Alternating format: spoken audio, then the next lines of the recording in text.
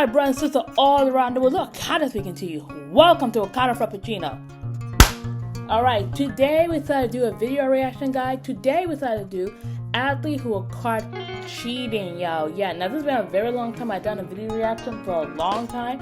I'm back now doing some video reaction, guys. Before we start the video, hit the subscribe button, hit that notification bell, and comment below if you always thought of the athlete reaction. And what athlete did you remember that caught cheating and you read an article or you saw the news and you were shocked? Comment below. I would love to read your comment, guys. So let's get started with these athletes who caught cheating, y'all.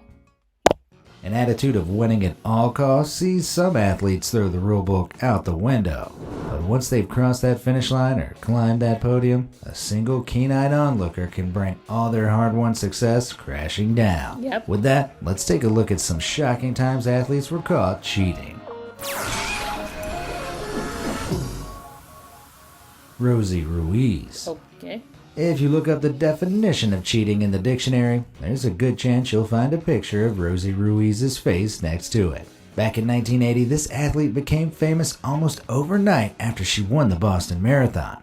A complete unknown, she crossed the finish line with the third fastest time of any woman ever recorded. Really? But once she was over the line, suspicions began to arise. After running over 26 miles so quickly on a 70-degree day, I'm sorry, wait. So this is a 70-degree day on 27 mile, and this girl, look at her. Hello? It's like she didn't even, that's not even a sweat of her shirt. Her hair is not, you know when you get sweaty, your hair is wet, your face is wet. Look, girl, ma'am? Oh no, baby. I'm sorry, what have you been doing? Because you don't look like you're sweat and knob, okay? Because that's a little too fast for somebody to do that. Because when you're doing a long running, you are sweating your whole body. Your legs are killing you. Your knees are killing you. You're getting the Gatorade, your electrolyte.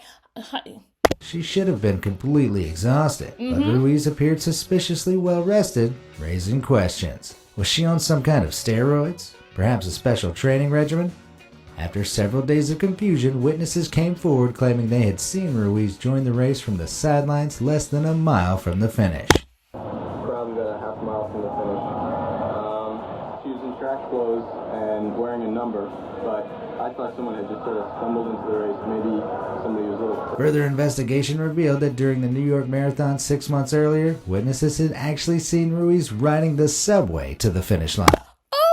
Oh no, what? Oh girl, so you're telling me you took a subway to get to the... Even though she denied both accusations, the evidence was piled against her, and Ruiz was stripped of her win and record. Wow. 2012 Olympic badminton players. 2012, that's something familiar. Of all the sports you might associate with cheating, I doubt badminton immediately How do you springs cheat to on mind. that? But at the London 2012 Olympics, intentionally throwing matches became the new winning strategy for several teams. A round-robin system was used in this Olympics, which meant all teams would face each other at some point. The results of earlier matches would be used to put teams into suitable skill brackets, pitting teams of similar ability against one another. So, by strategically losing some games early on, a team could play easier matches against weaker teams at the knockout stage with better chances of winning. This was a strategy that China's team players Wang Xiaoli and Yu Yang... Oh, I remember this, yes. I remember this now. Oh, it went viral. Oh, I remember this. I remember this because I was in New York when this happened, the 2012. I was in New York. Oh my gosh. It was every news station was talking about it, literally. Oh, I remember this. This was bad. This was so bad. Attempted to exploit in the women's doubles tournament. Unfortunately, the South Korean team they were facing had adopted the exact same strategy. Jung Kyung-yoon and Kim Ha-na faced the Chinese team on the court, and the world bore witness to one of the worst games of professional badminton ever played. Look, they're bullying at them. Look at that. To make matters worse, another match between a separate South Korean team and Indonesian team suffered the same clash of strategies. Because what they were all attempting was so blatantly obvious, all four pairs were formally accused of trying to rig the matches by performing poorly. As punishment, they were disqualified from the rest of the tournament. Hopefully that'll teach them not to be so shuttlecocky in the future. And what's so bad about this also is not only that you are disqualified for this match, this is a shame to your country, because Asian people don't take well with that kind of thing, because they're very strict about that. Like, that's a shame. It's a big shame. It's like you're shaming not only yourself, you're shaming your family, your nation, your Spanish Paralympic basketball team.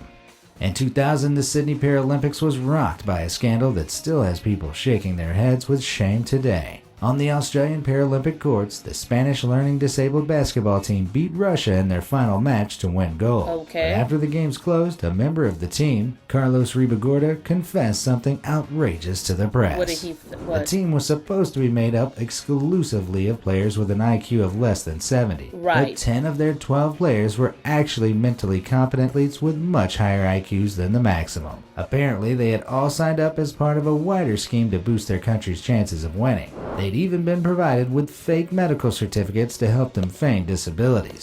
Are you shitting me?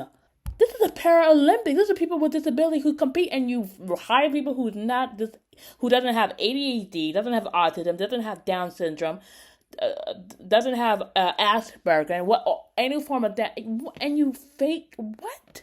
Worst of all, for 2 years leading up to the Paralympics, they had trained around the world beating disabled athletes. Shockingly, the mastermind behind the scheme was the president of the Spanish Federation of Sports for the Intellectually Disabled. But he was fined just 5,400 euros after admitting to charges of fraud and embezzlement.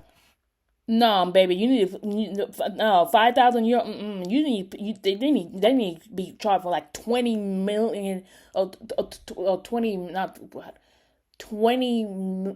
million euro. I don't know how you say in Spain, but like 20 or 30 million dollar. And the president needs to go to jail too, because that's unacceptable.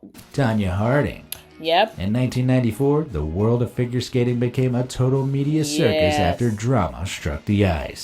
If you've never seen the movie I, Tanya, or I think it's still on Hulu, if not, you can go on Amazon, watch that movie. The day before the U.S. Figure Skating Championships, title holder Nancy Kerrigan was filmed finishing a practice skate in Michigan's Cobo Arena. But just seconds later, she was screaming in pain on the ground after a man with a police baton attacked her.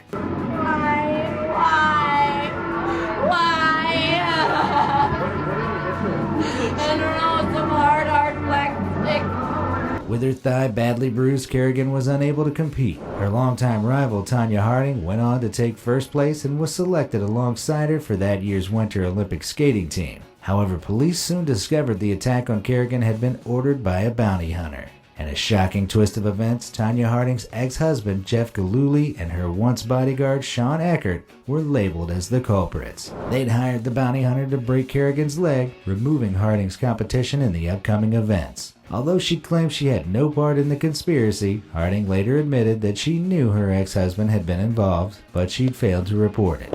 And that's so crazy about that. It's like you knew what your husband was doing, but you didn't tell. Number one, you didn't even stop your husband from doing that. Okay, and I get it. I guess she didn't like her because she was better than him. You see, this is what I'm saying. That is consequences for everything. So. A disciplinary panel stripped her of the championship title shortly after she'd participated in the 1994 Winter Olympics. But the Olympics had been filled with some justice of their own.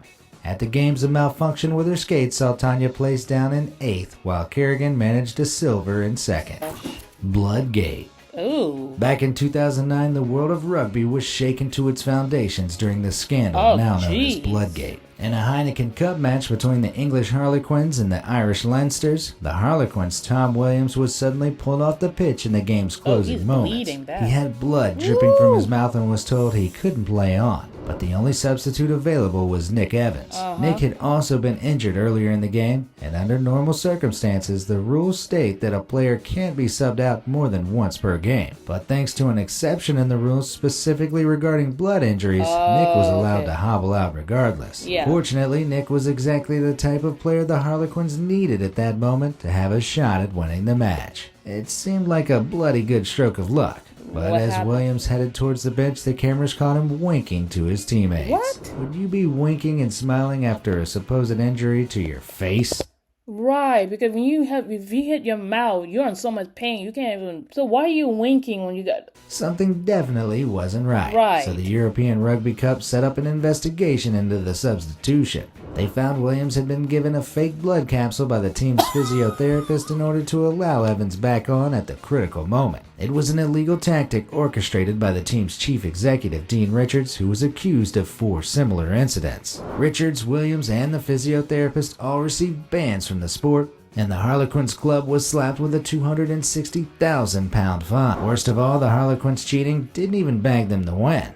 To this day, the BBC claims it was rugby's biggest scandal, Wow. and I'm inclined to agree. Well, either that or the 2009 alternate away kit designs from Stade Francais, London Drisha. Okay. While some athletes work to improve themselves, others work to improve their methods of cheating. That was a sad fact that became clear back in 2016 after cycling champion Femke van den Drisha became the first ever athlete to be caught mechanical doping. That's a fancy way of saying she'd hidden a motor in her equipment to make the race easier. She was competing in the cyclocross championships when she suddenly stopped mid-race, claiming there was a problem with her bike. Wow. But on closer inspection, officials spotted wires and a battery concealed under the bicycle seat, leading to a motor hidden in the crankshaft. Van den Drisha was able to turn the motor on and off inconspicuously through a Bluetooth button attached at the handlebars. This turned the crank and helped push the pedals at key points in the race. Like here, where on a difficult climb, Van den Drisha was seen easily pulling away from the group with very little effort. Yeah, you see all of them are struggling right there. Like, really struggling. When asked to deliver her defense, she claimed the bike belonged to her friend Nico van Mulder. Even though he confirmed her story, the rules at the time stated that the responsibility for the bike was all hers. Ooh. She was hit with a 6-year ban from professional cycling and a fine. 6-year ban? Damn, that's a long time. Of 20,000 Swiss francs, which is just shy of $21,000, before being stripped of all her previous titles. Guess she should have pumped the brakes on that plan. Have you ever been caught cheating in a sport before? Or spotted a professional breaking the rules? Alright guys, that's it for today. That's the part 1. I'm going to do part 2 another time, so check that out, guys. Again, comment below if you overall thought of your opinion, guys. Thank you for watching my video. I hope you have a blessed day, and don't forget, Wakanda forever.